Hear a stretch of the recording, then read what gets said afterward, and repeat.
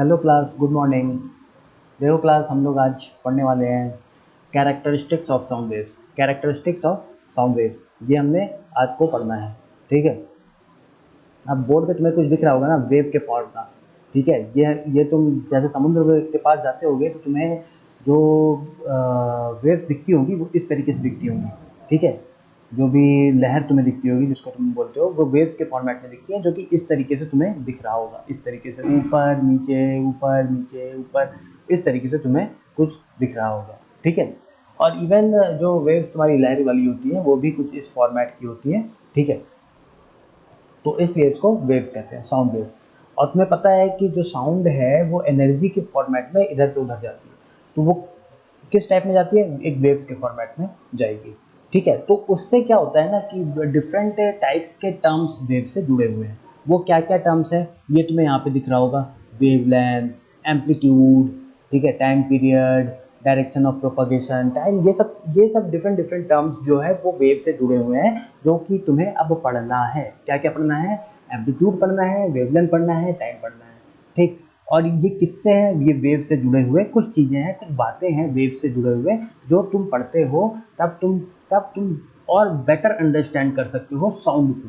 ठीक है, साउंड जो एनर्जी है उसको और बेटर अंडरस्टैंड कर सकते हो अगर तुम ये सब पढ़ते हो।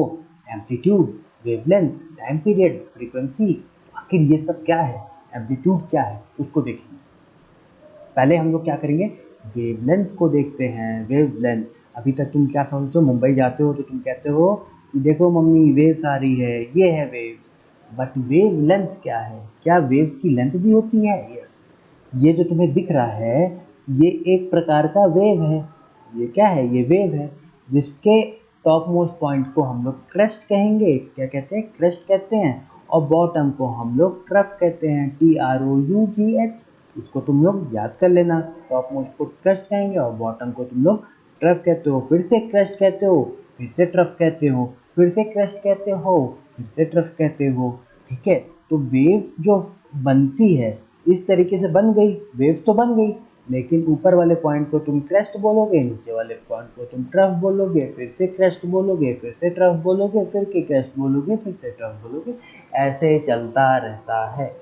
ठीक है, तो वेवलेंथ क्या है गुरुजी? आपने तो ये तो बताया ही नहीं। आपने तो बताया सिर्फ क्रेस्ट क्या होता है और ट्रफ क्या होता है।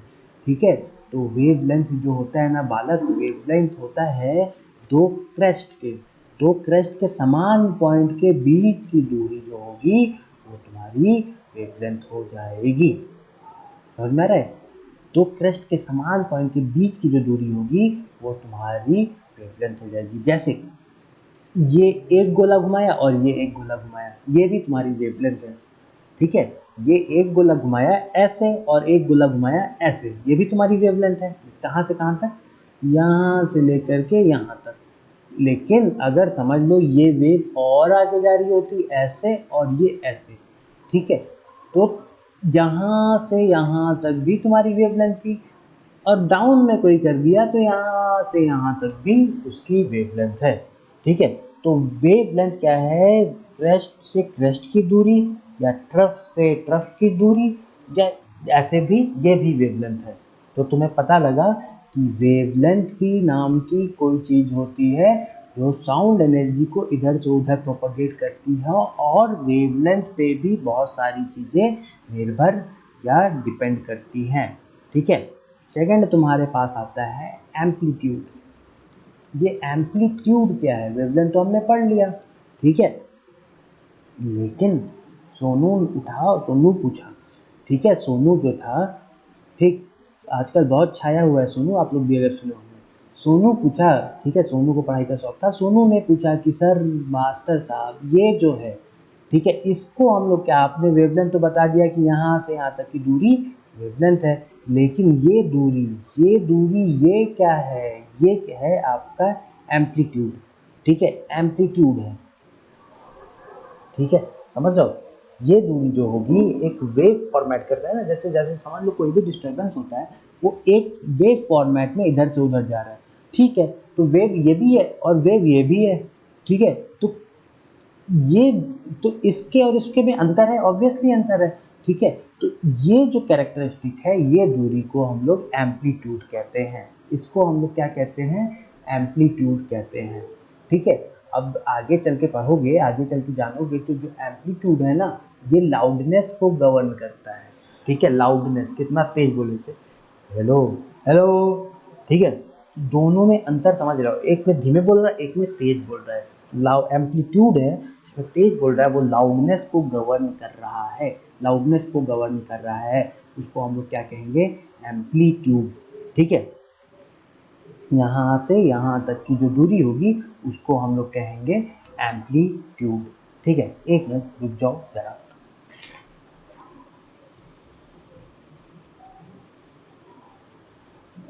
ठीक, तो हम ये कह सकते हैं कि this is the maximum displacement of the particle of the medium from their original and disturb position. ठीक है, जो भी पार्टिकल था उसका जो मैक्सिमम डिस्प्लेसमेंट है फ्रॉम देयर अनडिस्टर्ब पोजिशन, उसको हम लोग कहेंगे एम्पलीट्यूड। ठीक है, इसको हम लोग क्या कहेंगे? एम्पलीट्यूड।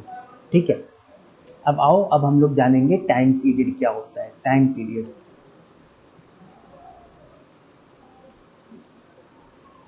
ठीक है, टाइम पीरियड होता है, ठीक, जैसे कि समझ लो एक वेव बनने में जितना भी समय लगा उसको हम लोग टाइम पीरियड कहते हैं। समझ लो कि तुम कोई वेव बना रहे हो, लेट अस से कि तुम लोग बिस्तर झाड़ते होगे ना, तो ऐसे करके एक वेव बनाते होगे, तो वही वेव क्या है, आगे पास ऑन करती रहती है।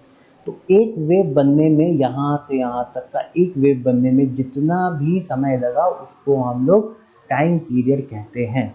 ठीक है, the time required to produce one complete wave is called time period of the wave. एक वेव बनने में जितना भी समय लगेगा उसको हम लोग टाइम पीरियड कहते हैं।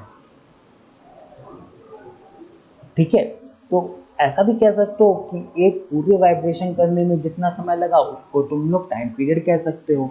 ठीक है, एक वेव बनने में या एक पूरा वाइब्रेशन कंप्लीट होने में जितना भी समय लगेगा उसको हम लोग टाइम पीरियड कहते हैं। ठीक है, यहाँ पे ये लिखा हुआ है 2π/ω, इसको भूल जाओ तुम लोग, बस ये जानो टाइम पीरियड क्या है कि एक वेव बनने में या एक वाइब्रेशन कंप्लीट होने में जितना भी समय लगेगा, ठीक है, उसको हम लोग टाइम पीरियड कहते हैं। हमने इस चीज़ को ना, जब पेंडुलम पढ़ा रहे थे उस चीज़ में भी हमने इसको बताया था, थोड़ा बहुत बताया था। अगर तुम लोग को, अरे सॉरी यार, पेंडुलम तो हम क्लास 9th को पढ़ा रहे थे, ये 8th की बात है। चलो चलो ठीक है, तो तुम लोग बस ये जानो कि एक वेव या एक कंप्लीट ऑक्सीलेशन होने में जितना भी समय लगेगा उसको हम लोग कहेंगे टाइम पीरियड।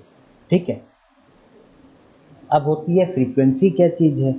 फ्रीक्वेंसी है नंबर ऑफ ऑक्सीलेशन इन पर सेकेंड। एक सेकेंड में कितना ऑक्सीलेशन, एक सेकेंड में जितना ऑक्सीलेशन होगा, ठीक है, एक सेकेंड में नंबर ऑफ ऑक्सीलेशन, जितना भी ऑक्सीलेशन, जितना भी वेव्स बनेगी उसको हम लोग कहेंगे फ्रीक्वेंसी। ठीक है, अब टाइम पीरियड क्या है? एक ऑक्सीलेशन या एक वेव बनने में, या एक वेव बनने में जो भी समय लगेगा, जो भी समय लगेगा, जो भी टाइम लगेगा उसको हम लोग कहेंगे टाइम पीरियड। ठीक है, जैसे कि अगर टाइम पीरियड है लेट अस से 0.1 सेकेंड, यानी कि एक वेव बनने में कितना समय लग रहा है? 0.1 सेकेंड। टाइम पीरियड अगर 0.1 सेकेंड है तो दैट मीन्स एक वेव बनने में कितना समय लग रहा है? 0.1 सेकेंड। टाइम पीरियड अगर 1 सेकेंड है, यानी कि ये एक वेव बनने में 1 सेकेंड लगा, फिर से एक वेव बनने में 1 सेकेंड लगेगा। ठीक है, टाइम पीरियड अगर 0.1 सेकेंड, यानी कि एक वेव बनने में कितना समय लगा? 0.1 सेकेंड। ठीक है, फ्रीक्वेंसी क्या है? एक सेकेंड में जितने नंबर ऑफ वेव बन जाए या जितना ऑक्सीलेशन हो जाए उसको हम लोग कहेंगे फ्रीक्वेंसी। एक सेकेंड में जितने नंबर ऑफ वेव्स बने या जितना ऑक्सीलेशन हो जाए उसको हम लोग क्या कहेंगे? उसको हम लोग फ्रीक्वेंसी कहेंगे।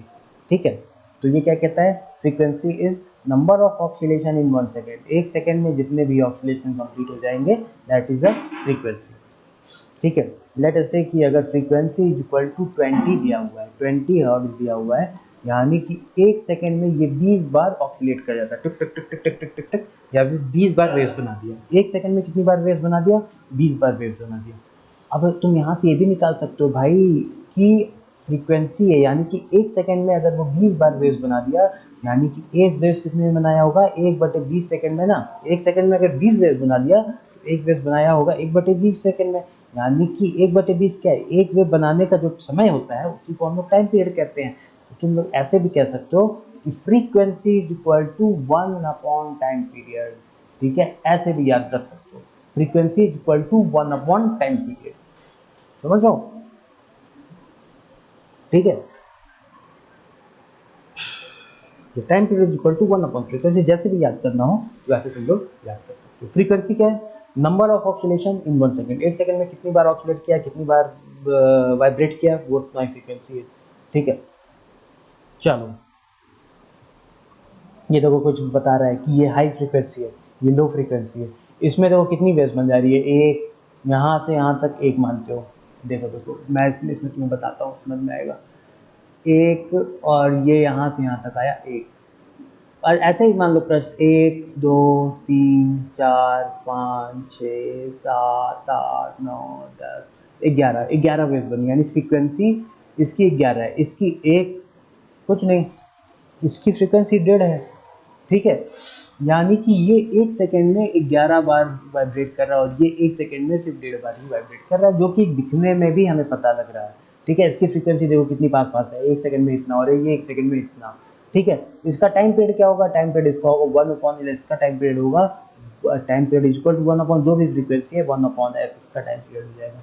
फ्रीक्वेंसी और टाइम पीरियड में तुम्हें अंतर समझ में आया, और तुम्हें पता लगा कि लो फ्रीक्वेंसी क्या होती है और हाई फ्रीक्वेंसी क्या होती है, दिखते कैसे हैं, बनते कैसे, दोनों तुम्हें दिख रहा है। ठीक है, ये तुम्हें दिख रहा है लो फ्रीक्वेंसी का और ये तुम्हें दिख रहा है हाई फ्रीक्वेंसी का। ठीक है, लो फ्रीक्वेंसी ऐसे और हाई फ्रीक्वेंसी ऐसे तुम्हें दिखते हैं, बनते हैं, सब कुछ तुम्हें पता लग रहा है। ठीक है, तो हमने क्या पढ़ लिया, इन शॉर्ट हम बताते हैं।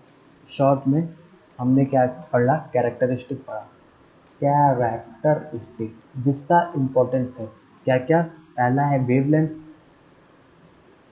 सेकेंड है तुम्हारा एम्पलीट्यूड, वेवलेंथ एम्पलीट्यूड, थर्ड है तुम्हारा वेवलेंथ है, एम्पलीट्यूड है, time period, and fourth is your frequency. Frequency is equal to number of oscillation per second, number of oscillation per second, time period कितना टाइम लगा एक oscillation complete करने में, जो भी टाइम लगा, एम्पलीट्यूड कितना मैक्सिमम डिस्प्लेसमेंट है पार्टिकल का मीन पोजीशन से मैक्सिमम है एम्पलीट्यूड, ये वेवलेंथ क्रेस्ट से क्रेस्ट या ट्रफ से ट्रफ जो भी दूरी होगी उसको तुम क्या कहोगे, वेवलेंथ कहोगे।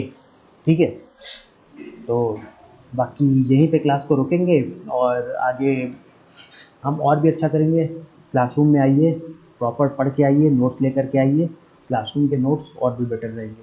थैंक यू, जय हिंद, और आगे फिर से क्लास में हम लोग मिलेंगे।